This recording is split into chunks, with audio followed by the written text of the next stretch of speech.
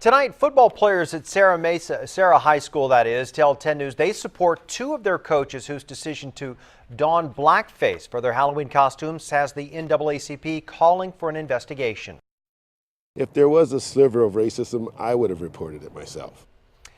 10 News broke the story last night at 11. And new tonight, 10 News reporter Itika Milanis is live at Serra High School with their fierce defense of the coach's actions. Itika. The team was out here practicing for their big game this coming Friday. Now, we're told before the practice, the head coach made an emotional apology to his team. Those we talked to who know these coaches say they've never seen even a hint of racism. It was back to business for head coach Brian Bastions at practice Tuesday night. But earlier in the day, players knew all was not well. I said hello, he smiled, and he just kept walking about his day, but you could tell there's something bothering him.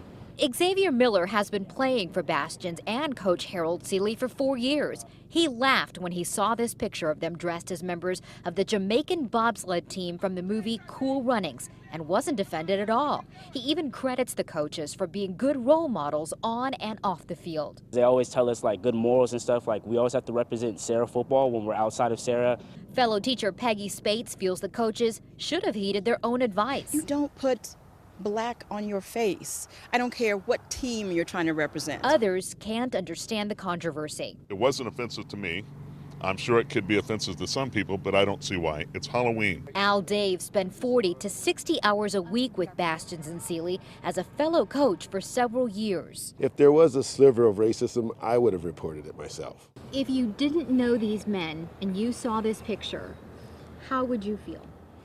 Well, it was not a caricature or a stereotype. It was not demeaning in any way. They just had makeup on.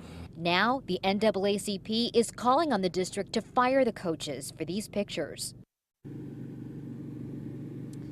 Now, the school district is investigating to determine if any kind of discipline is called for. We are live in Tierra Santa tonight. Itika Milanis, 10 News.